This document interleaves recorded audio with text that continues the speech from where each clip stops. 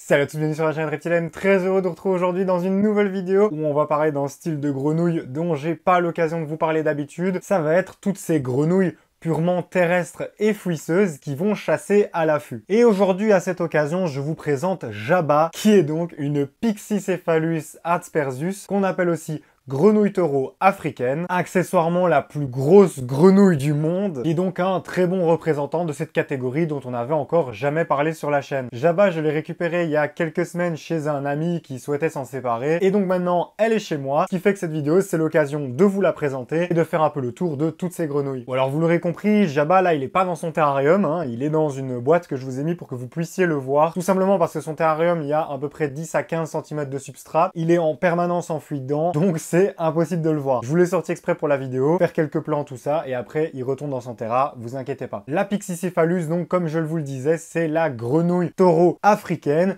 qui porte le titre de plus grosse grenouille du monde, ce qui est plutôt pas mal. Bon, en réalité, elle se partage le podium avec le crapaud buffle qui va avoir un mode de vie très similaire. En réalité, il y a très peu de différence entre les deux. Et quand on parle de plus grosse grenouille du monde, ça ne rigole pas. Les mâles peuvent atteindre jusqu'à 24,5 cm de diamètre et peser jusqu'à 1,2 kg. 1,2 kg la grenouille. Je sais pas si vous vous rendez compte du truc. Énorme! Et cette grenouille, il faut savoir que c'est un véritable pitbull. Elle s'attaque à tout ce qui passe à sa portée, y compris des membres de son espèce un petit peu plus petits. Ce qui fait que d'ailleurs, chez cette espèce, les mâles sont plus gros que les femelles, ce qui est assez rare chez les grenouilles. Il faut savoir que la Pixie, c'est vraiment une machine à survie et ça en fait une grenouille assez facile à maintenir en captivité. Contrairement à ses cousines dont on va parler en deuxième partie de vidéo, comme les Pac-Man ou les grenouilles tomates par exemple, elle va vivre dans un climat beaucoup plus inhospitalier. Là où les autres vont vivre dans des forêts tropicales, des zones très humides, la Pixie va vivre en Afrique australe dans des savanes relativement sèches. Dans la nature, elles vont être actives seulement quelques mois de l'année pendant la mousson, c'est-à-dire pendant les périodes de forte pluie. Là, elles vont venir se mettre à la surface en laissant dépasser leur tête afin de choper les proies qui passent. De ce fait, elles vont manger de tout, évidemment de la nourriture carnée. Ça peut être des insectes, des petits mammifères, des petits oiseaux, d'autres petits amphibiens ou petits reptiles, bref, tout ce qui est à sa portée. Et pendant cette période d'activité, elle va se retrouver avec les autres de son espèce dans des mares et les mâles vont se livrer à des combats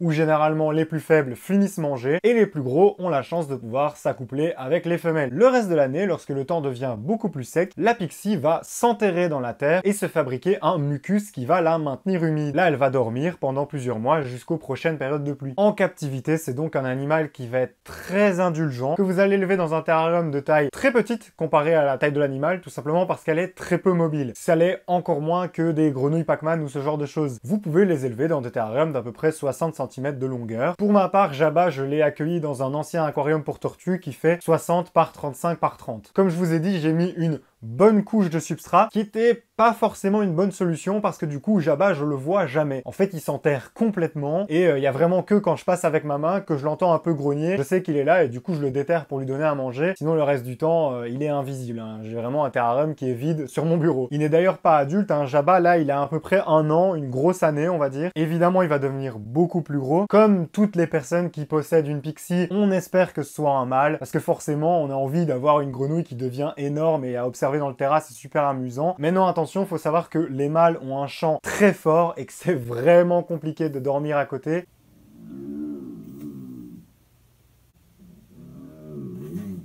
Du coup, en même temps, j'ai envie d'avoir un mâle et en même temps, au fond, moi, je me dis que ce serait quand même mieux d'avoir une femelle parce que les femelles ne chantent pas ou très peu. Mais non, le truc, c'est que Jabba, il fait déjà beaucoup de vocalises. Quand on vient dans le terrain, qu'on vient toucher près de lui et tout ça, il fait du bruit, il râle. Alors attention que les Pixies, c'est des grenouilles de caractère. Hein. Là, dans la boîte, elle était pas contente, elle tapait contre la boîte pour sortir. Et si je mets mon doigt, il y a de fortes chances que je me fasse niaquer. Il faut savoir qu'elles ont quand même des petites dents, donc ça fait pas du bien. C'est pas du tout un animal passif. Je vous l'ai dit, elle est habituée à se battre pour sa survie et pour ça, elle est prête à tout. Après, je trouve quand même ça super amusant. Regardez-moi cette petite boule de graisse, est-ce qu'elle est pas beaucoup trop drôle à observer? Pour en finir sur la maintenance, vous n'oublierez pas de garder votre substrat bien humide. Évidemment, dans la nature, elles sont prêtes à encaisser des périodes de sécheresse, mais en captivité, le but n'est pas de les repousser dans leur retranchement. Pour la gamelle d'eau, vous ferez attention à ce que votre grenouille puisse y entrer complètement, mais à ce que ce soit pas trop profond. Comme je vous l'avais annoncé au début, dans cette vidéo, on va pas uniquement parler des Pixies. Évidemment, j'ai commencé par ça afin de vous présenter mon nouveau Jabba, mais je vais vous parler aussi de tout ce qui est grenouille Pac-Man et grenouille tomate par exemple. La grenouille Pac-Man, c'est un grand classique de la Terrario. Vous m'avez plusieurs fois demandé d'en parler et je me disais que du coup aujourd'hui c'était l'occasion. Cette grenouille donc de son nom scientifique Ceratophrys cranuelli est originaire d'Amérique du Sud. Elle va donc évidemment chasser à l'affût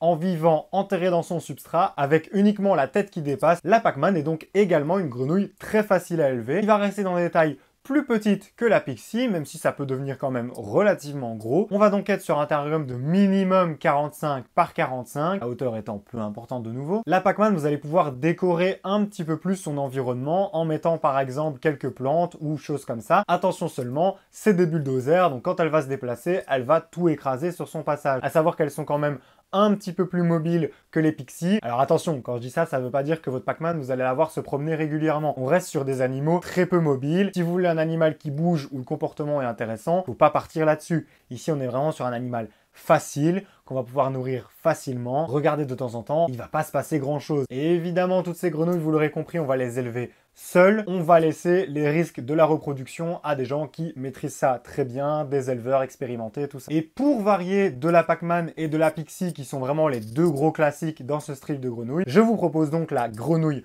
tomate, originaire de Madagascar, de son nom scientifique Discophus guinetti, qui va avoir, je trouve, un look assez intéressant avec cette belle couleur orange. Et vous allez pouvoir aménager un terrarium comme les Pac-Man, étant donné qu'on va être sur des modes de vie très similaires et un environnement similaire aussi, même si c'est pas du tout la même région du monde. Dans le même genre, vous avez aussi les Calula pulchra, beaucoup plus petites et qui, quant à elles, vont pouvoir vivre en groupe et acceptent plutôt bien les autres grenouilles d'ailleurs. Elles vont être aussi un peu plus actives, mais vont rester dans le même gabarit. Il y a aussi la grenouille feuille morte qui a un look incroyable, qui elle va plutôt venir d'Asie du Sud-Est, qui va vivre du coup un peu comme les autres aussi, à la différence que là vous allez vraiment mettre beaucoup de feuilles mortes, tapisser complètement le sol pour qu'elle se sente en sécurité et dans un environnement qui ressemble à ce qu'elle a dans la nature. Toutes ces grenouilles, elles sont très chouettes à élever et à découvrir. Vous voyez qu'il y a pas mal de choix. Si vous voulez une espèce qui prend pas beaucoup de place, qui mange très bien, qui est facile à élever et que vous n'êtes pas spécialement intéressé par une espèce en mouvement permanent, et ben je vous conseille d'aller voir là-dedans. C'est des espèces vraiment chouettes, que ce soit les classiques comme la Pac-Man ou la Pixie, ou que ce soit les choix un peu plus originaux, comme la grenouille tomate ou la grenouille feuille morte. Ça, c'est évidemment à vous de voir ce qui vous attire le plus. Comme je vous dis, la maintenance va être très similaire et on est sur des espèces tout à fait adapté pour les débutants. Voilà donc pour cette petite vidéo consacrée à toutes ces petites grenouilles fouisseuses. Au moins sur la chaîne, on aura fait le tour un peu de tout ce qui est possible en grenouille. On va s'élargir bientôt aux amphibiens. Vous allez le voir, il y a des projets qui arrivent. J'espère en tout cas que cette vidéo vous aura plu, que vous aurez kiffé découvrir aussi Jabba. Je veux voir plein de commentaires et plein de likes pour lui souhaiter la meilleure vie chez nous. Je vais aller le remettre dans son terrain parce qu'il en a marre. Là, il est en train d'essayer de faire son nid dans de l'eau. Si vous voulez des nouvelles régulières de Jabba et de tous mes animaux, évidemment, ça se passe sur mes différents réseaux sociaux. Les liens sont dans la description. N'oubliez pas aussi de vous abonner à la chaîne si vous la découvrez pour voir tout mon contenu sur ces merveilleux animaux. Et du coup, on se retrouve la semaine prochaine dans une prochaine vidéo. Merci à tous de l'avoir regardé. Ciao tout le monde!